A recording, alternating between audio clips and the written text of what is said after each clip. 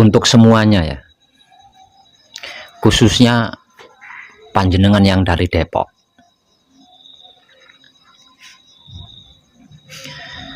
Ketika melakukan patrap samadhi, mengalami apapun, jangan pernah takut ya. Mengalami apapun jangan pernah takut.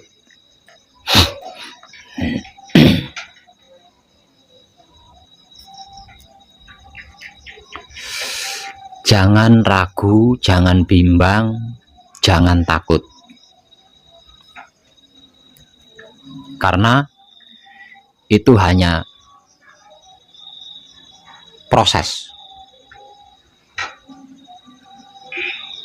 Dan kejadiannya hanya di alam rasa dan perasaan. Sedangkan kenyataannya tidak ada apa-apa. Jadi hanya sekelas atau hanya sebatas rasa dan perasaan. Namun di dalam kenyataannya tidak ada apa-apa. Karena sebab itu, jangan ragu, jangan bimbang, dan jangan pernah takut mengalami apapun itu ketika melakukan patrap samadhi. Sebab karena selain itu hanya proses yang terjadi di rasa dan perasaan,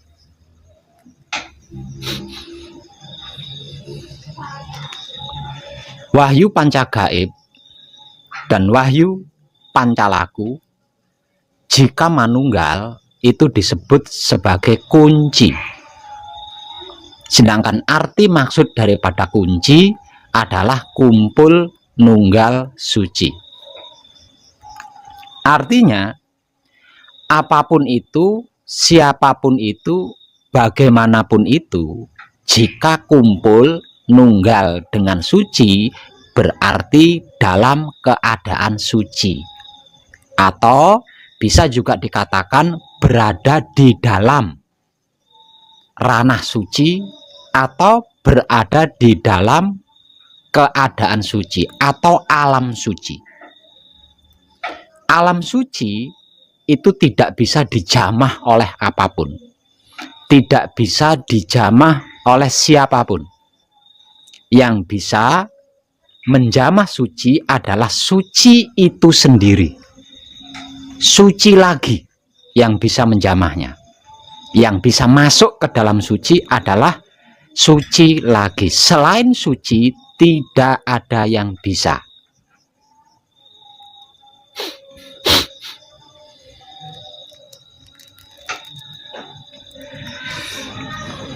Lah, kunci adalah isi dari raga kita. Kunci adalah sang penggerak yang menggerakkan dan menggerakkan jiwa raga kita. Secara simpel, kunci adalah isinya raga kita, dan raga kita adalah wadahnya kunci. Jadi kalau kunci itu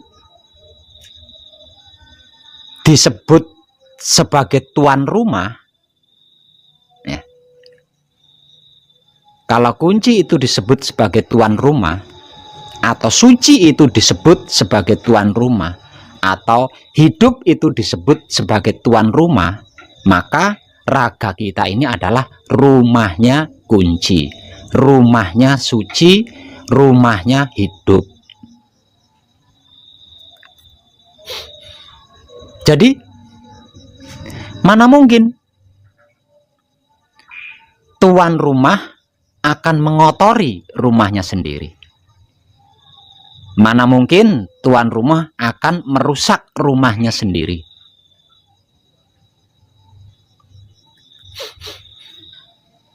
Yang ada, tuan rumah pasti akan menjaga rumahnya. Jika ada kerusakan akan memperbaiki rumahnya, memperindah rumahnya agar nyaman untuk dijadikan tempat tinggal.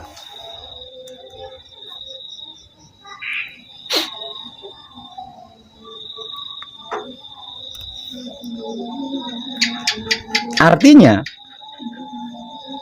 tentang ini tidak ada resiko negatif model apapun. Tidak ada risiko jelek model apapun. Tidak ada resiko buruk macam apapun, tidak ada. Jadi, jangan ragu, jangan bimbang, jangan takut. Toh itu hanya sebatas proses yang terjadi di ranah rasa dan perasaan.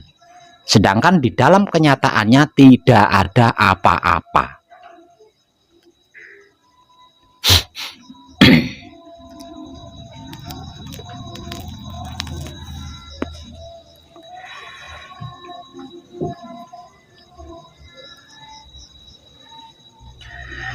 Ketika kita melakukan patrap samadhi, dikarenakan yang kita gunakan di dalam praktek mempraktekkan patrap samadhi adalah wahyu pancagaib, yang tak lain dan tak bukan adalah sedulur papat kalimo pancernya kita sendiri. Yang tak lain dan tak bukan adalah penggerak tubuh kita.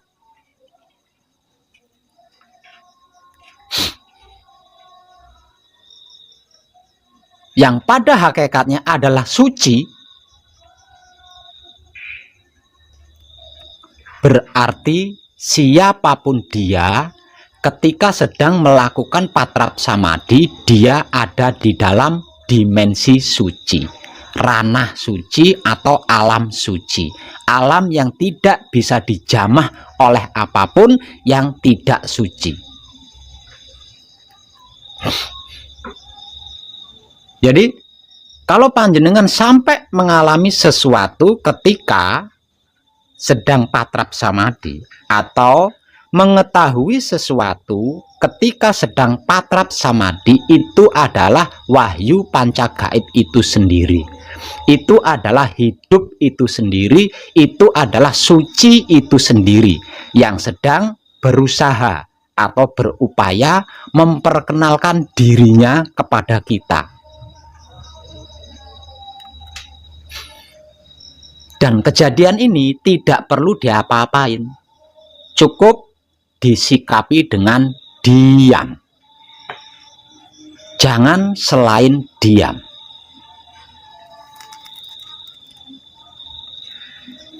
Kalau harus diilustrasikan,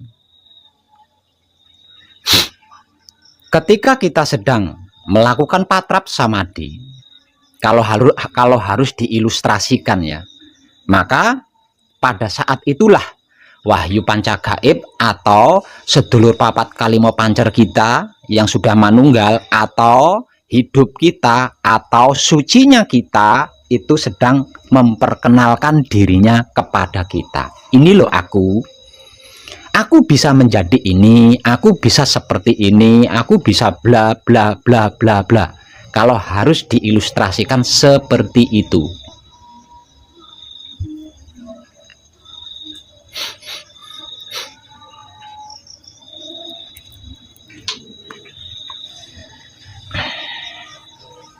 Jadi sekali lagi saya ingatkan, maka jangan pernah ragu, bimbang, apalagi sampai takut. Karena apapun proses yang terjadi, tidak ada resiko buruk, tidak ada efek buruk dalam model apapun atau jenis apapun.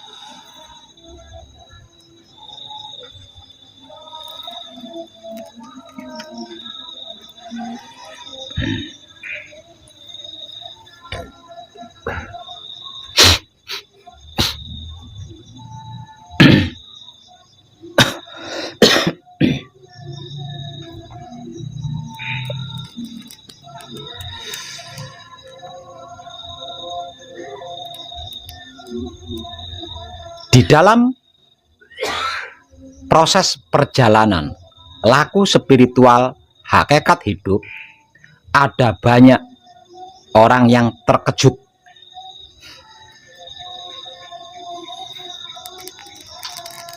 Ada banyak orang yang heran. Bahkan tidak percaya.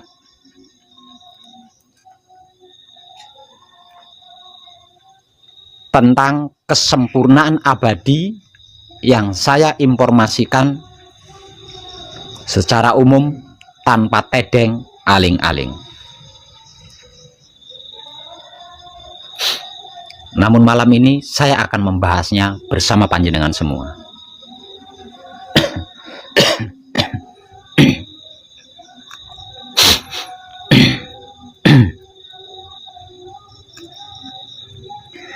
Di dalam pelajaran, ajaran apapun, saya ulang sekali lagi, di dalam pelajaran, ajaran apapun itu, selalu dijelaskan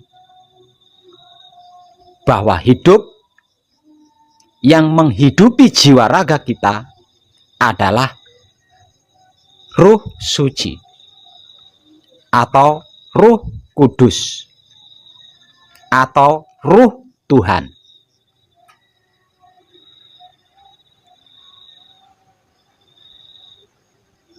Ini tersurat di dalam pelajaran ajaran apapun, bahwa hidup kita yang menghidupi jiwa raga kita, yang menjadikan kita bisa bergerak dan bergerik, itu adalah ruh Tuhan, ruh kudus atau ruh suci atau utusan Tuhan.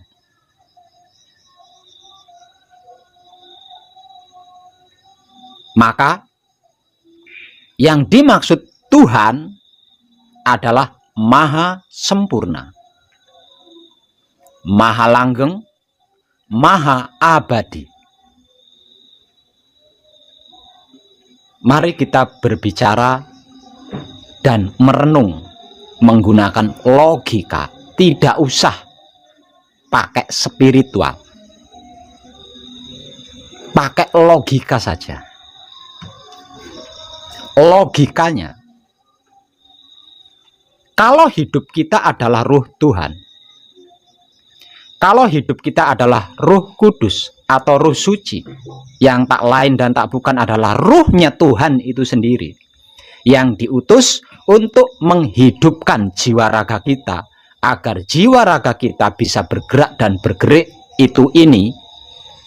Sedangkan yang dimaksud Tuhan adalah maha sempurna, maha langgeng, maha abadi.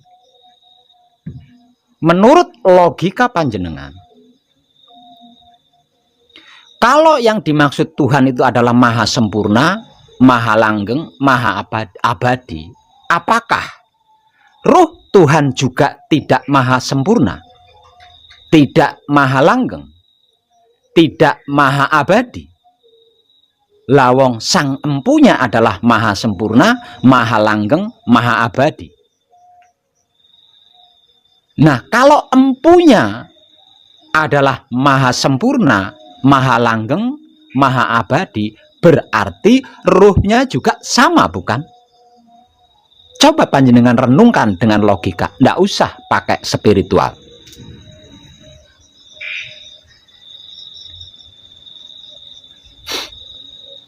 Kalau yang dimaksud Tuhan adalah maha kaya, maha bijaksana, maha suci, lalu apakah menurut logika panjenengan, hidup kita yang tak lain dan tak bukan adalah ruh Tuhan itu sendiri, apakah tidak maha kaya? Apakah tidak maha bijaksana? Lawang empunya adalah maha bijaksana, maha kaya. Coba panjenengan renungkan dengan logika. Sekali lagi, coba panjenengan renungkan dengan logika. Tidak usah menggunakan spiritual, terlalu jauh.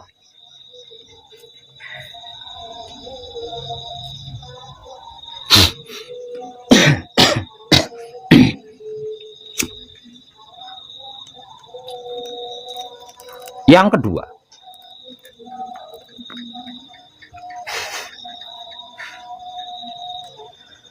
di dalam pelajaran, ajaran apapun, selalu dijelaskan bahwa yang dimaksud mati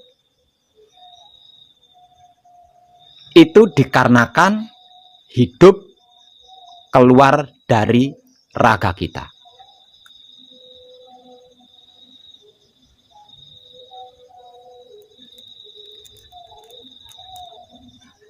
Di dalam pelajaran ajaran apapun yang disebut mati, arti maksud daripada mati adalah raga kita ditinggal hidup kita, atau hidup kita keluar dari raga kita.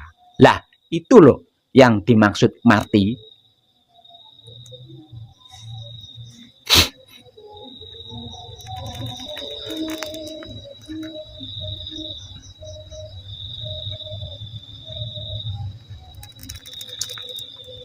Coba panjenengan renungkan dengan logika. Sekali lagi saya katakan, coba panjenengan renungkan dengan logika. Tidak usah dengan spiritual.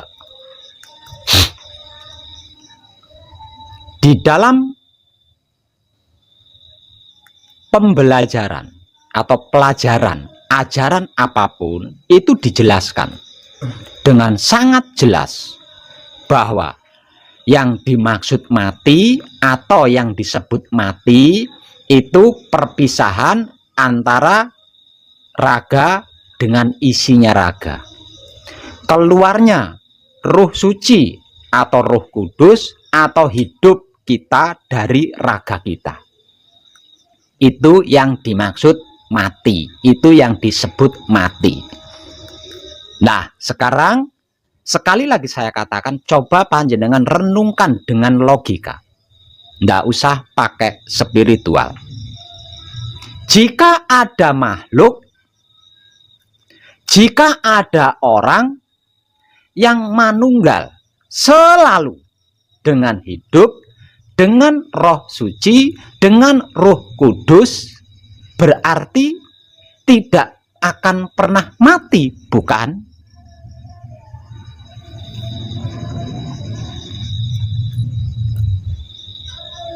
Kalau roh kudus atau roh suci atau hidup atau ruhnya Tuhan itu sendiri tidak pernah keluar meninggalkan raga, apakah mati itu bisa terjadi? Lawang yang dimaksud mati itu karena raga ditinggal sama hidupnya, ditinggal sama ruh sucinya, ditinggal sama roh kudusnya, ditinggal oleh ruhnya Tuhan. Lah, kalau ruhnya Tuhan atau roh kudus atau roh suci atau hidup ini tidak pernah keluar dari raga, tidak pernah meninggalkan raga, apakah mati itu bisa terjadi? Coba panjenengan renungkan dengan logika. Nggak usah pakai spiritual, terlalu jauh.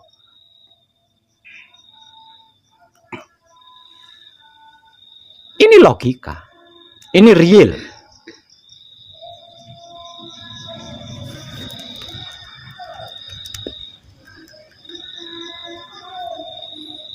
Percaya tidak percaya, suka tidak suka, logikanya memang seperti itu. Realnya memang seperti itu. Coba saja dengan renungkan dengan logika.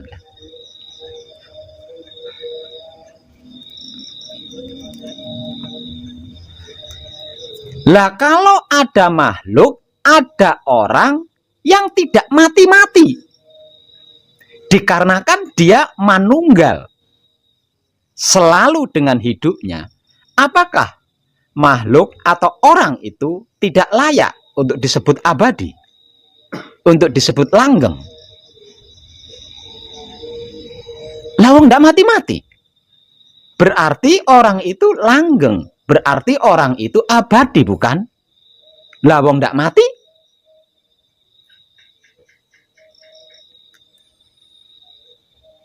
Ini logika, ini real. Coba saja jenengan renungkan itu.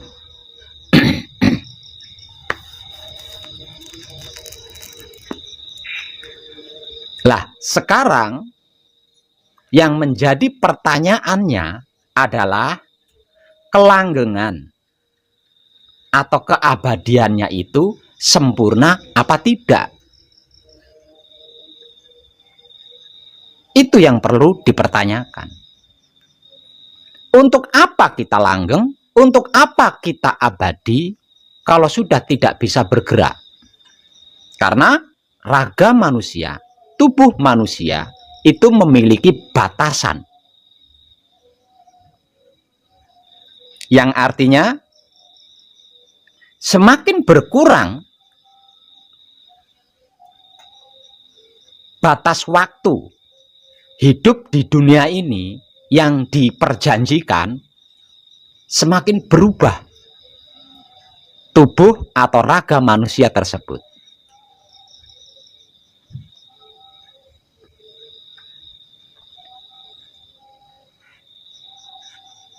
Langgeng, abadi, berarti tidak mati. Dikarenakan raga atau tubuh manusia memiliki batasan tertentu. Selama dia tidak mati, maka akan mengalami perubahan. Seperti rambut yang tadinya hitam berubah menjadi putih. Kulit yang tadinya mulus berubah menjadi keriput. Yang tadinya montok berubah menjadi kurus. Sampai pada akhirnya tidak bisa bergerak. Dikarenakan tubuhnya semakin menyusut, semakin berkurang, jatah hidup di dunia yang sudah diperjanjikan, maka semakin surut perubahan raganya. Nah, semakin surut perubahan raganya, semakin tidak bisa bergerak. Karena mengalami kesulitan-kesulitan pada organ-organ tertentu. Lah, kalau keabadian, kelanggengan, model seperti ini untuk apa? Malah menyiksa diri, bukan?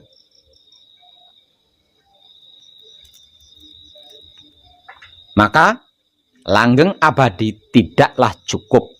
Sebab diperlukan kesempurnaan. Lah, kesempurnaan inilah yang akan menjaga raga kita sehingga menjadi tetap seperti semula. Untuk itu dibutuhkan laku suci menuju abadi. Nah, laku suci inilah yang nantinya akan merawat raga kita, akan merawat tubuh kita sehingga bisa mengimbangi hidup yang tetap hidup di dalam kehidupan dunia ini. Sehingga tubuhnya atau raganya tidak mengalami perubahan.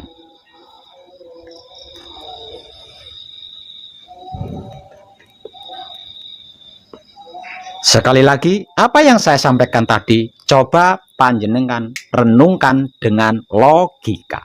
Tidak usah, tidak perlu dengan spiritual, terlalu jauh. Kalau direnungkan dengan spiritual, sudah pasti manggut-manggut. Namun, kalau spiritualnya tinggi, kalau spiritualnya baru mulai, tidak akan nyambung, tidak akan sampai, tidak akan mampu untuk merenungkan tentang ini. Jadi, cukup dengan logika. Masuk logika enggak? Masuk akal enggak? Dengan apa yang sudah saya sampaikan tadi.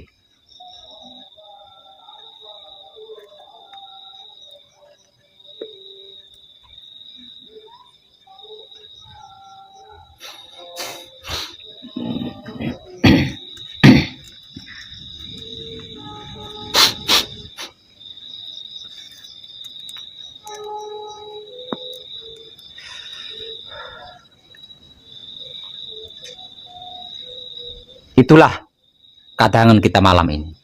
Simple, singkat, padat, namun cukup berat untuk direnungkan dengan logika. Selanjutnya, saya akan menyediakan waktu untuk panjenengan yang mungkin masih ada sesuatu yang belum dipahami untuk bertanya langsung kepada saya.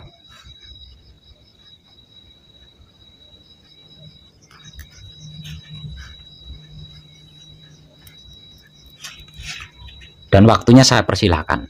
Monggo, siapa yang masih punya sesuatu yang belum dipahami atau kurang paham.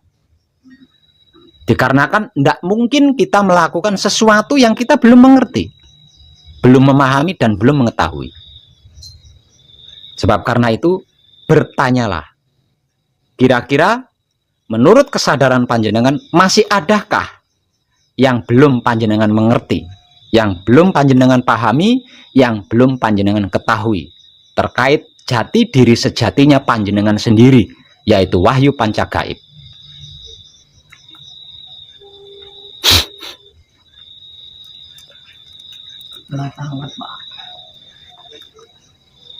Aku sing kangge nuju abadi niku sing pundi, Pak? Ya, gembleng aja jenengan belum rampung kok bertanya itu lah. Itu kan laku yang sekarang ini belum panjenengan lakukan.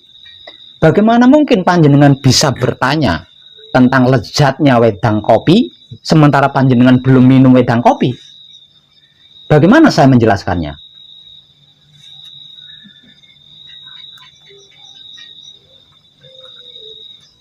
Kalau gembleng panjenengan berhasil selesai tentang tata cara teknik laku suci menuju abadi, itu pasti akan diberikan.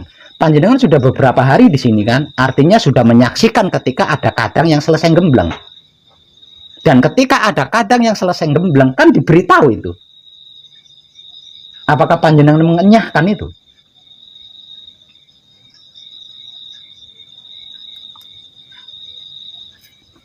Ditambah lagi nanti akan dapat buku kenang-kenangan dari saya. Selain diberi motivasi secara langsung, juga saya bekali buku kenang-kenangan dari saya yang di dalamnya memuat tentang tata cara teknik secara detail. Bagaimana, seperti apa laku suci menuju abadi. Jadi panjenengan mulai malam ini belajarlah untuk tidak berpikir esok atau kemarin. Kalau harus berpikir, pikirkanlah saat ini, karena milik kita adalah saat ini. Tadi itu sudah bukan milik kita, nanti masih belum milik kita. Milik kita adalah saat ini, maka sadari dan syukurilah saat ini.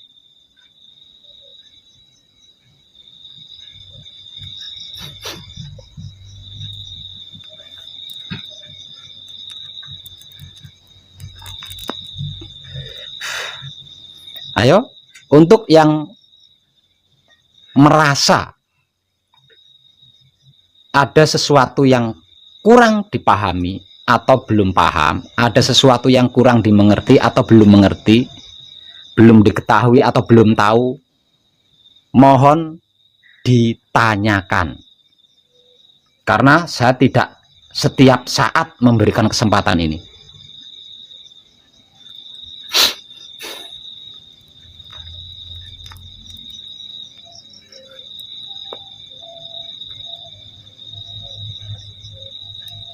Kalau panjenengan tidak bertanya, berarti panjenengan saya setempel sudah ngerti, sudah paham, sudah tahu. Kalau di dalam prakteknya masih sering kesandung, awas. Lalu sudah ngerti yuk.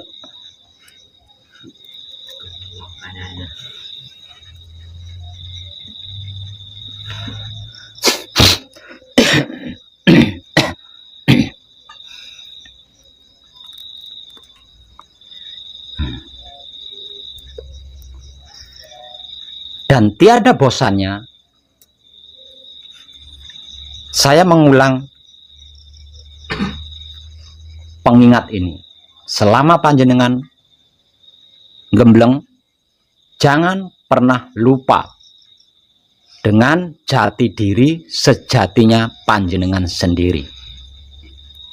Tentang dari apa dan dari mana bahan asal usul raga panjenengan. Tentang dari apa dan dari mana bahan dan asal usul jiwa panjenengan. Dan dari apa, dari mana bahan dan asal usul hidup panjenengan.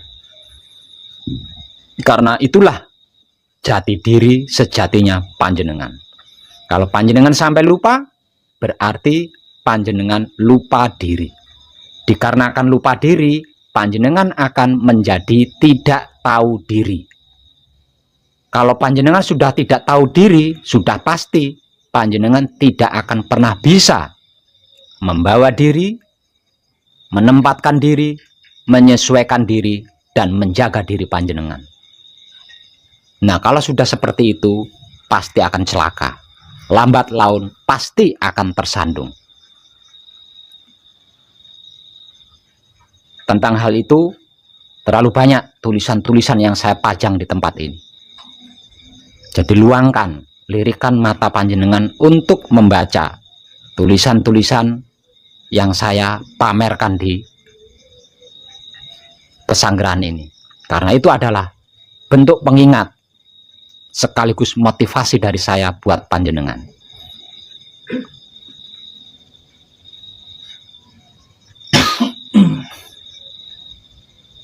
Ayo saya beri kesempatan sekali lagi.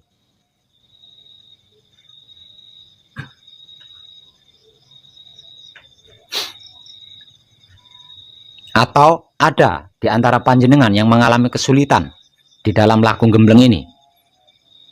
Kalau ada yang mengalami kesulitan, coba tanyakan letak kesulitannya di bagian mana, tentang apa.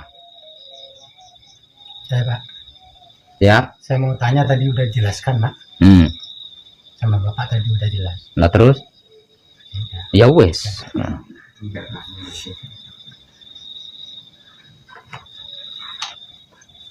Ayo, nggak ada juga, berarti panjenengan pentol kabeh, hebat semua.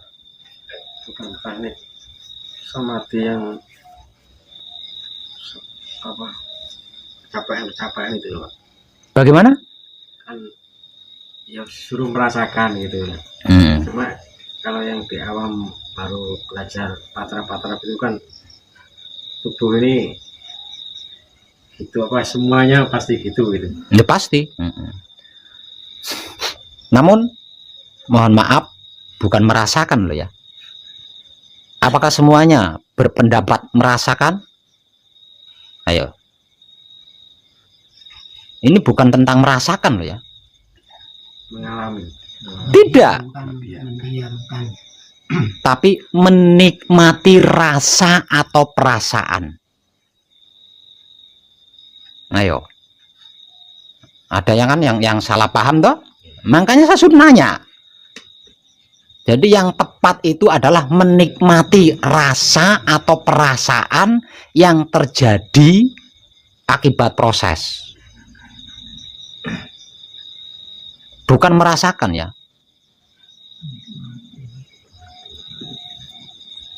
Kalau panjenengan merasakan rasa atau perasaan yang terjadi akibat proses, panjenengan akan terbawa oleh proses itu. Seperti kadang itu pasti dia merasakan proses, makanya dia terbawa oleh proses.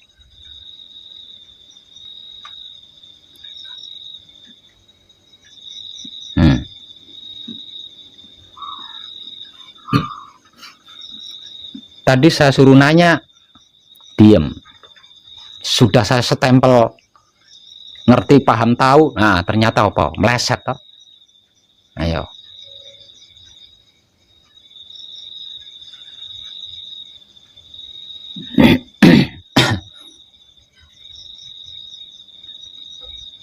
Ayo coba direnung, dicari apa yang panjenengan belum klik.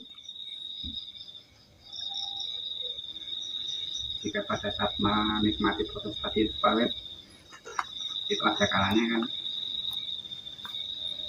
tidak mampu gitu kan. Jadi menikmati rasa sakit ini tidak mampu lah, seandainya terus diulang pada patah berikutnya boleh Pak, atau memang harus selesai di satu kali.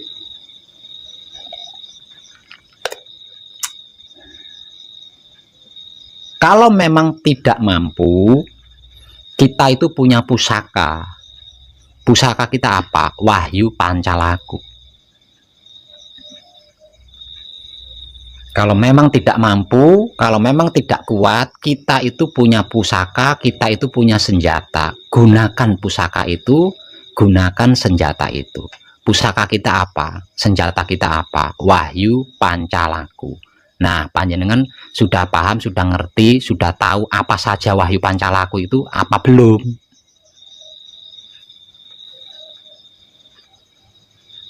Tapi Wahyu Pancalaku ini tidak bisa digunakan di dalam gembleng kalau kita belum mentok. Kalau kita masih punya kekuatan, kalau kita masih punya kekuatan menggunakan Wahyu Pancalaku, berarti panjenengan pengecut, berarti panjenengan pecundang.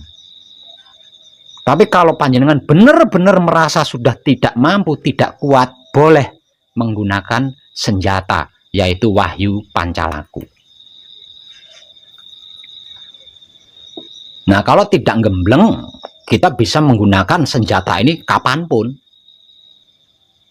Tapi di dalam gembleng itu kan pengabdian. Namanya orang mengabdi itu mampu tidak mampu, kuat tidak kuat, ya harus tumungkul, namanya ngabdi. Suka ndak suka itu. Suka ndak suka ya harus sendiko dawuh, namanya orang mengabdi. Tapi kalau sudah teramat sangat amat, nah boleh gunakan senjata Wahyu Pancalaku.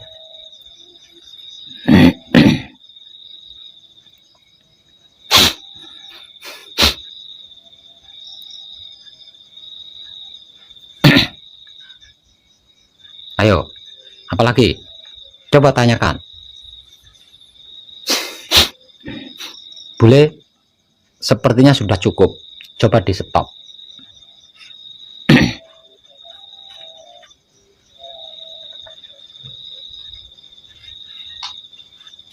Untuk yang lain coba tanyakan. Kalau panjenengan tidak bertanya, saya stempel panjenengan sudah ngerti loh.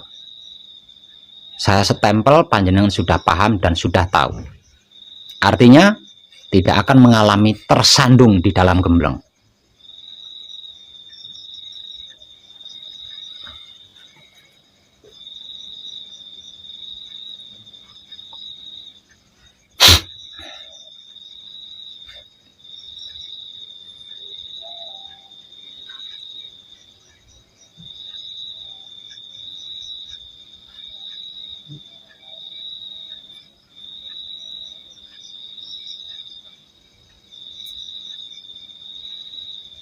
Nggak ada.